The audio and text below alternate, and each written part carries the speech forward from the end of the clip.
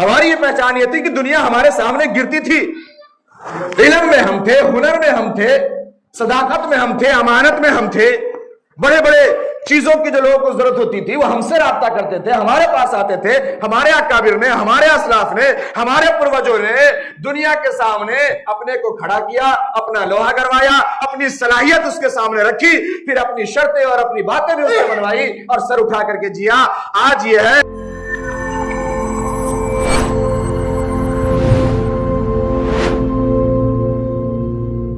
اتنی سمجھ تو اللہ نے کتوں کو بھی دی ہے، اتنی سمجھ تو جانوروں کو بھی دی ہے، اور بھی جو دیگر جانور ہیں، چرند پرندے، وہ بھی جانتے ہیں کہ کہیں پہ پٹاخہ پھوٹا ہے تو اڑ جاؤ وہاں سے، ہو سکتا ہے کہ اس کے دھماکے سے نقصان ہو جائے، آگ جل رہی ہے اس طرف نہیں جانا ہے، پانی کا راستہ آ گیا راستہ بدل لینا ہے۔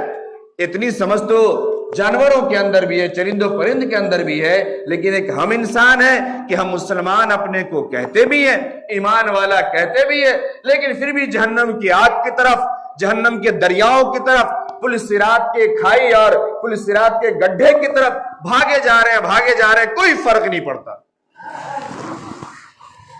یہ انسان ہے جو ظلومن جہولا ہے، یہ اپنے کو کہتا ہے کہ ہم جانتے بھی ہیں، مانتے بھی ہیں، پتہ بھی ہے، سب کچھ بھی ہے، لیکن یہ اتنا بڑا ظالم اور اتنا بڑا جاہل ہے کہ سب کچھ کر رہا ہے۔ کس بھروسے پہ کر رہا ہے، کس امید پہ کر رہا ہے؟ اس کا معنی یہ ہے کہ ایمان نہیں ہے، چونکہ ایمان کا سب سے اصل درجہ اور ایمان کی سب سے اصل پہچان جو ہے وہ یہی ہے کہ ایمان آپ کو گناہ سے روک دے۔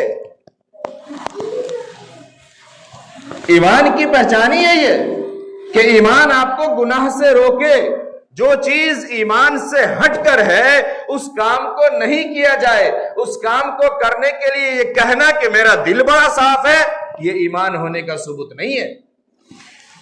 ہمارے دل میں ایمان ہے، یہ ایماندار ہونے کی پہچان نہیں ہے۔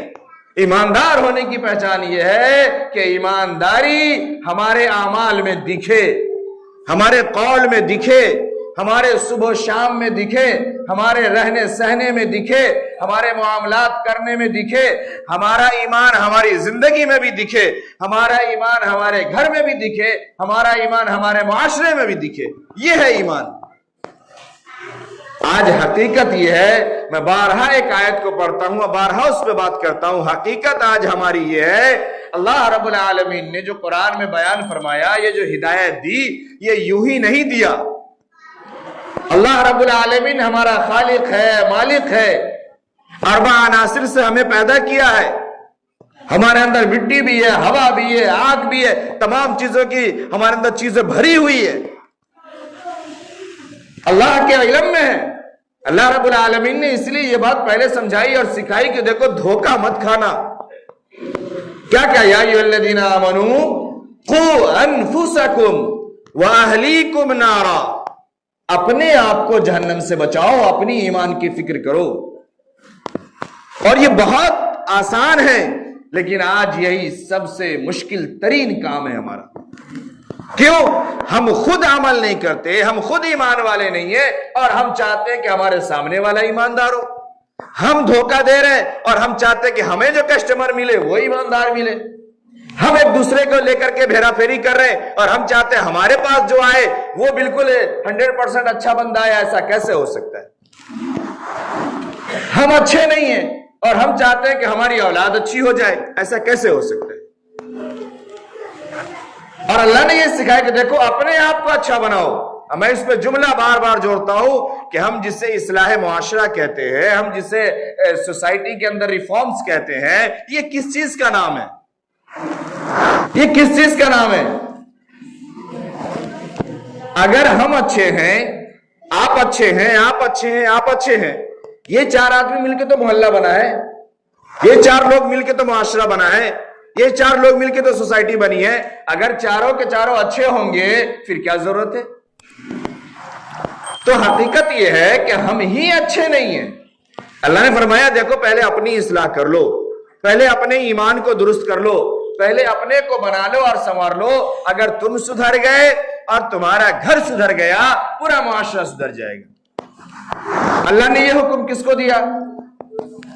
امام صاحب کو، مؤذن صاحب کو، محلے کے حاجی کو، محلے کے نمازی کو، محلے میں کوئی حافظ ہے اس کو، محلے میں کوئی عالم ہے اس کو، نہیں، جو بھی امیر ہو، غریب ہو، ناٹا ہو، لنگڑا ہو، کانا ہو، لولا ہو، بہرا ہو، جیسا بھی ہو، سوائے پاگل چھوڑ کے، ہماری بات سمجھ میں، جو بھی ہو، اور اپنے کو اگر وہ ایمان والا کہتا ہے تو اللہ کہہ رہے یا ایھا الذین آمنو، جو بھی ایمان والے ہو، قوا انفسکم، سب اپنے آپ کو بچاؤ، سب کی یہ ذمہ داری ہے، یہ ذمہ داری سب کی ہے، کسی ایک کے، آپ کی یا ہماری یا ان کی نہیں ہے، یہ ہر ایک کی ہے۔ اور اللہ یہی بات سمجھا رہے کہ اگر ہر ایک اپنی اصلاح کر لے اور اپنے گھر کی اصلاح کر لے، وہ محلہ اور وہ معاشرہ اور وہ گاؤں خود ہی سدھر جائے گا، وہاں پہ کسی اجتماعی سدھار کی ضرورت نہیں پڑے گی۔ آج ہم سب اپنا محاسبہ کریں۔ میں نے گزشتہ ہفتے یہ کہا تھا نا کہ ہم یہ کہتے کہ اگر ہم اس پوسٹ پہ ہوتے تو وہ کر دیتے، ہم اس پوسٹ پہ ہوتے تو وہ کر دیتے، کسی پوسٹ کی ضرورت نہیں ہے، اللہ نے ہماری ذمہ داری ہم پہ رکھی ہے، اللہ نے ہماری زبان ہمارے کنٹرول میں دیا، میری آنکھ میرے کنٹرول میں ہے، میرے ہاتھ پاؤں میرے کنٹرول میں ہے، ہم اس کا کیسا استعمال کرتے ہیں، کیا استعمال کرتے ہیں، اسی کو دیکھیں نا۔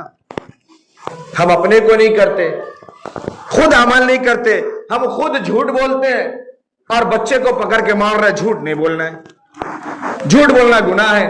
ابھی بچہ رو ہی رہا ہے اور پھر فون آیا، اب فون اٹھا کر کے پھر جھوٹ بول رہے ہیں اگلے کو، بھیا کہاں ہے؟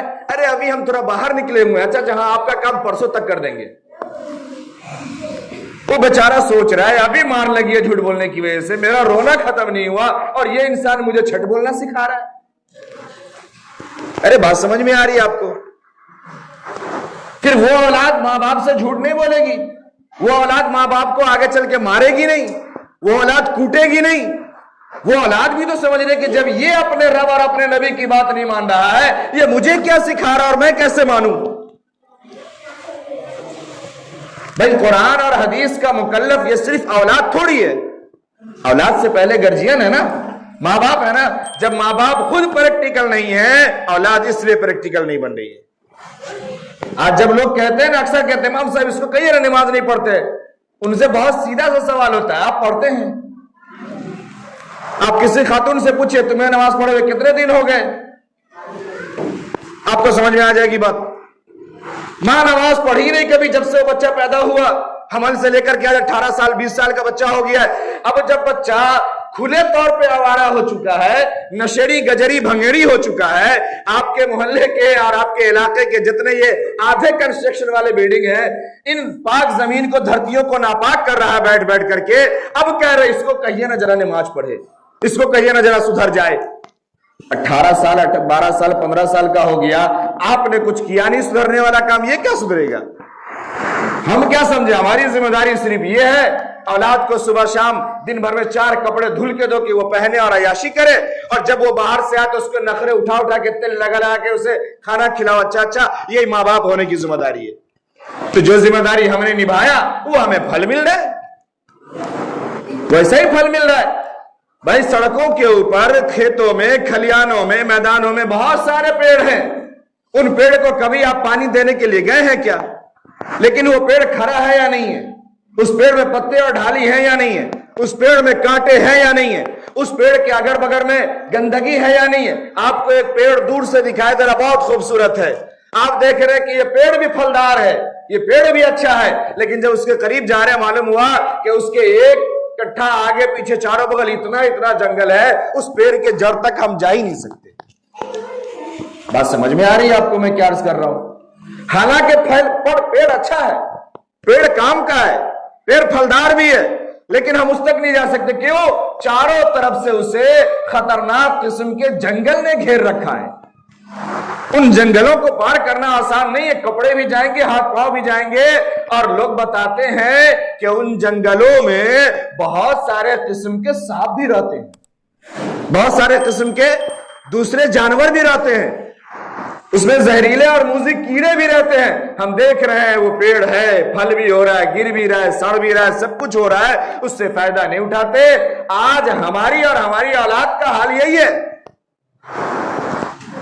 ذات ہے اس کی، وہ تناور بھی ہے، फलावर भी है, हम उससे फायदा उठा सकते थे, लेकिन वही पेड़, वही एक दरख्त जब कोई बाग वाला लगाता है, कोई माली लगाता है, जब उसके फूल को उसे तोड़ना होता है और उसके फल को उसे फायदा उठाना होता है, फिर वो अपने उस पेड़ के इर्द गिर्द जंगलों को जमा होने नहीं देता। हमारी बात समझ में, देहाती भाषा में शायद मैं यहां की बात कर रहा हूं। हम लोग किसान, खेत और गांव के, और अब पेड़ काट काट के शहर के हो गए हैं। तो अगर हमें जिस पेड़ से फायदा उठाना होता है, हम उसके आसपास साफ सफाई रखते हैं, कोई गंदगी नहीं होने देते, तब उस पेड़ से फायदा उठाते हैं। आज हम ये चाहते हैं कि हमारी औलाद से फायदा मिल जाए, हमारी औलाद अच्छी बन जाए, हमारी औलाद बस डायरेक्ट विदेश जाके चेक भेजना शुरू करे। और हाल क्या है, उसके चारों बगल जंगल ने उसे घेर रखा है, और फिर उस जंगल ने ऐसा घेरा कि अब हमारी अपनी भी हैसियत और औकात नहीं है कि उस पेड़ तक चले जाए। उसी का हाल ही है। जरा समझाइए ना, जरा बुझाइए ना। जब आप नहीं जा पा रहे हैं तो हमको क्या जरूरत है कि जाके आपकी औलाद से हम गाली सुने? कोई दूसरा जिसको आप समझाने का, फलाने बाबू आप जरा कहिए ना हमारी औलाद हमें मारती है, आपको वो बाबू भी कह देता कि हाँ ठीक है, वो भी नहीं जानता, क्योंकि उसे मालूम है कि जिस बच्चे को, जिसकी औलाद को खुद अपने माँ बाप को गाली देने में और उल्टा सीधा कहने में और उसे मारने में जरा सा कोई तामुल नहीं है, कोई तरद्दुद नहीं है, कोई डर और खौफ नहीं है, उसको समझाने में जाऊं मुझे गाली दे, मुझे मारे, क्या जरूरत है मैं अपनी इज्जत खराब करूं? समझ में आ रही बात? तो बात असल एक वही है, न हम अच्छे, न हमारा घर अच्छा, हम चले मोहल्ले को अच्छा करने के लिए, दूसरों को अच्छा करने के लिए नहीं। या अय्युहल्लज़ीना आमनू क़ू अनफुसकुम व अहलीकुम नारा, पहले अपने आप को बनाओ, अपने ईमान को बनाओ, अपने को दुरुस्त करो और खुद अच्छे बन जाओ, खुद नमूना बन जाओ। औलाद आपको देख करके 90% खुद ही बन जाती है। जिस घर में जिस चीज का माहौल होता है, आप प्रैक्टिकल देखिए, उस घर के बच्चे 90% वो चीज खुद जानते हैं, 10% उसको बताना और सिखाना पड़ता है। और ऐसे घरों के 10% ही बच्चे बाहर की दुनिया में निकलते हैं, यानी वो अपना लाइन चेंज करते हैं, वरना 90% वो अपनी विरासत को निभाते हैं और उसको वो समझ जाते हैं, सीख जाते हैं, चाहे वो जिस पेशे का आदमी हो, जिस बैकग्राउंड का आदमी हो। आज एक हमारी कौम है और एक हम है कि हमारी कोई पहचान नहीं है, हमारा कोई फील्ड नहीं है, ना हमारी कोई दुनिया है, ना हमारा कोई दीन है। हम दिखाई देने में भी ईमानदार मुसलमान नहीं लगते और काम में भी हमारी कोई पहचान नहीं है। बल्कि अगर मामलात खराब होते हैं, अगर कहीं पे कुछ बिगाड़ आता है, लोग सबसे पहले नाम पूछते हैं और नाम के बाद आगे कुछ नहीं पूछते। अगर नाम मिल गया कौम में का किसी का नाम, तो आगे कुछ नहीं मिलते, एक जवाब देते या इससे होते ही। हमारी पहचान ये थी कि हम ऐसे हुआ करते थे।